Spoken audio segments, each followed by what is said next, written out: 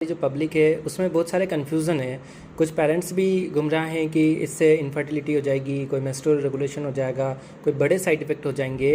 Social media पर भी ऐसी अफवाहें चल रही है। तो सर इन सब का जो वैज्ञानिक आधार है, जो भी आपकी तरफ से मैसेज है सर, वो बिल्कुल सामयिक प्रश्न है ये। और इस वक्त इस तरह की रूमर्स मैंने भी सुनी है और इसके पीछे कुछ कारण है और वो कारण वैज्ञानिक आधार वाले कारण नहीं है।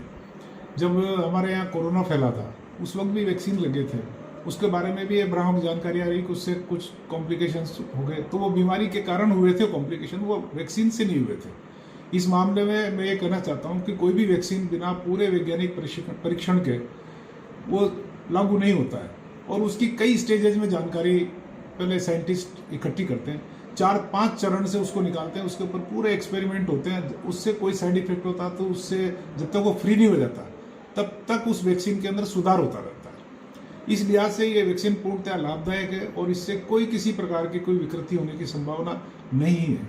जो लोग कह रहे हैं इन बातों को, वो इन चीज़ों को समझे बगैर कह रहे हैं। ये जैसे ईयर कॉन्स्पिरेसी होती है, लिप कॉन्स्पिरेसी होती है, उस तरह की चीज़ है। मैं एक डॉक्टर और सीनियर डॉक्टर होने के नाते ये कह सकता हूँ कि ये पूर्णतः सुरक्षित है और इसका ढंग से उपयोग किया जाना चाहिए। अगर इस भ्रम में रहे तो कई लोगों को आगे जाकर नुकसान हो सकता है। मैं तो बल्कि ये चेतावनी दूंगा कि इस रूमर से, अफवाह से प्रभावित होकर अगर अपन इस वैक्सीन का उपयोग नहीं करेंगे तो हो सकता है हम उस लाभ को लेने से वंचित रह जाएंगे। क्योंकि पोलियो वैक्सीन का उदाहरण हमारे सामने है। पोलियो वैक्सीन से कितने लोगों के पैर खराब होने से रह गए, तो ये उसी तरह से साइंटिफिकली प्रूव्ड है। बाकी जो बातें हैं वो उनके पीछे कोई अन्य कारण है, इसका उपयोग होना चाहिए। जी सर, आप झालावाड़ ज़िले के जाने माने सर्जन हैं। आपने कई सारी असाध्य रोगों की सर्जरी भी की है, जिसमें कहीं में बायोप्सी के बाद कैंसर भी निकला होगा। तो सर आप कुछ एक्सपीरियंस शेयर करेंगे कि कैंसर होने के बाद में उनके परिवार में, अभिभावकों में कितना प्रतिकूल प्रभाव पड़ता है, जो कि इस टीके की छोटी सी डोज से तो बड़ा नहीं रहता है। पहली बात तो ये है कि इसमें जैसे अर्ली एज में इसका वैक्सीन है, मैं कहना भूल गया था उस बात को। तो अर्ली एज में इस कैंसर को रोकथाम के लिए जो वैक्सीन प्लान किया गया है, उसका कारण ये है कि इस तरह के कैंसर का इंसिडेंस अर्ली एज में, कम उम्र में ही इस तरह का कैंसर हो जाता है।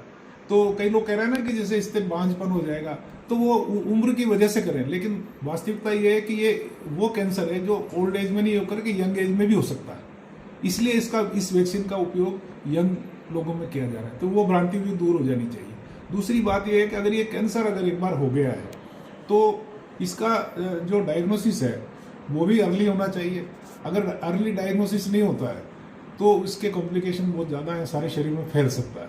और एक व्यक्ति जब कैंसर से प्रभावित हो जाता है, दुष्प्रभावित हो जाता है, तो उसका पूरा परिवार दुष्प्रभावित होता है, उसके बच्चे दुष्प्रभावित होते हैं, उसके पूरे परिवार पर विपरीत असर पड़ता है। वो परिवार एक तरह से पूरा का पूरा अफेक्ट हो जाता है। इसलिए ये खाली मरीज के लिए नहीं सुरक्षित है, ये पूरे परिवार के लिए सुरक्षा का एक तरीका है और इसको अपनाया जाना चाहिए बिना किसी डर के। जी sir, doctor Ashok Sharma sir senior surgeon है झालावाड़ में, साथ ही हमारे मेडिकल कॉलेज के अधीक्षक सर भी हैं, और उन्होंने हमारी पब्लिक को मैसेज दिया है कि अफवाहों पर वार करते हुए टीकाकरण को स्वीकार करना चाहिए और कैंसर के लिए आगे आकर छोटा सा जो स्टेप है, जो फ्री है, पास के PHC CHC पे लग रहा है, उसे ज़रूर लगाना चाहिए।